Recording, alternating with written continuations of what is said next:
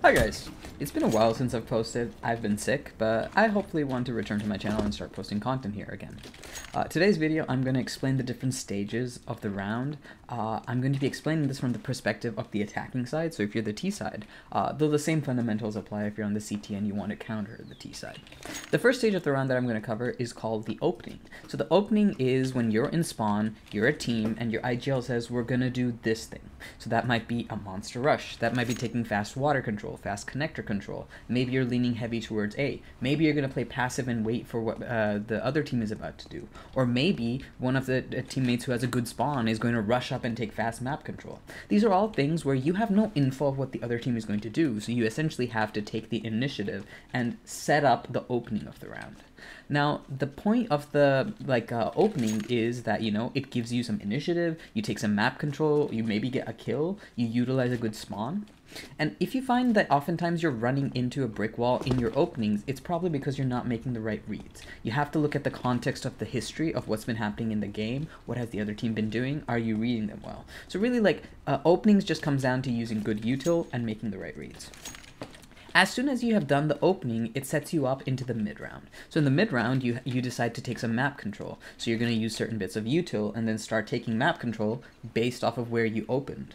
You're going to hunt for kills, so if the other team is playing very sloppy, maybe they have a guy who's committed to an aggressive play, you're going to hunt them down. But basically what happens is, when you go for the opening, you're going to get some information from the other team. They're going to throw certain bits of util, maybe you see the opera at a certain point. Maybe they're not throwing certain bits of util, and you can read that they're stacking something. So the point is, the mid-round is all about taking the map control and getting kills, and then also using that information to set yourself up to figure out what to do next. As the mid-round starts to progress, you're basically going to run into a point where you're going to have lots of information, you're going to have lots of map control, and then you actually have to exploit it. So, for example, maybe as you're taking mid-round control towards Sands or Banana, maybe you're able to get a rifler right here. Now, this rifler has to communicate with the rest of the team what information they're getting, how many people they hear on A. The same thing happens here. If you have a guy right here, they should communicate. There was a CT pushing, maybe there's a guy jump spotting. These are all useful bits of information that you can only get if you actually have a strong mid-round. Now, if you find you're struggling on the mid-round, what's probably not going wrong for you is you're taking the wrong map control, so you really need to just get back into the practice server with your team and really hone in on what map control you have to take, how will you take it, what util you're using, and stuff like that. Now, it's kind of tough to explain the transition from a mid-round to the next stage, which is the late round. But essentially, late round is the stage where you have decided that you are going to commit after your mid-rounding to a specific objective. The objective might be to killing all the other side, it might be to taking a bomb site, it might be to bait rotates. But the point is that you can only do that when you actually have something to utilize. So you need to take some map control, you need to have maybe a lurker in a very aggressive spot, or maybe you've dumped a lot of util and baited the CT util. But the point is, towards the late stage, late round, you're gonna have committed to an objective, and the whole team is basically executing it from their positions. So for example, maybe you've gripped a B, but at the same time you have an A lurker right here. And as soon as the B hit comes in, this A lurker is going to start checking A as well to maybe call a rotate, or to maybe catch off any of the CTs, or maybe backstab them. So the point is, the late round comes down to amazing chemistry and just getting the reps in with your team. You need to put yourself in those spots where you can get close to a late round so you can actually execute on it. The last stage I'm going to cover, and this doesn't happen every round, is going to be the post plan.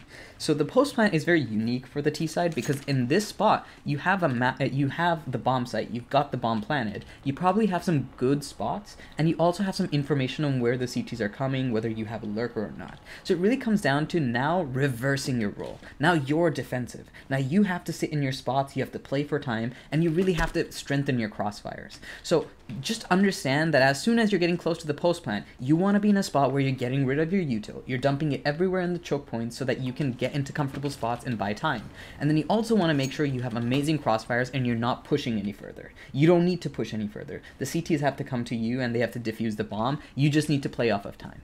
So hopefully that's all very helpful, and you can figure out where your team is struggling the most. For example, if you're struggling with the opening, really look in on some of the spawn-based plays you can make and how you're using util. Are you getting information right in your mid-rounds? In your late rounds, are you utilizing the time properly, and are you actually communicating and having good team chemistry? In the post plan, are you actually playing for the bomb timer properly?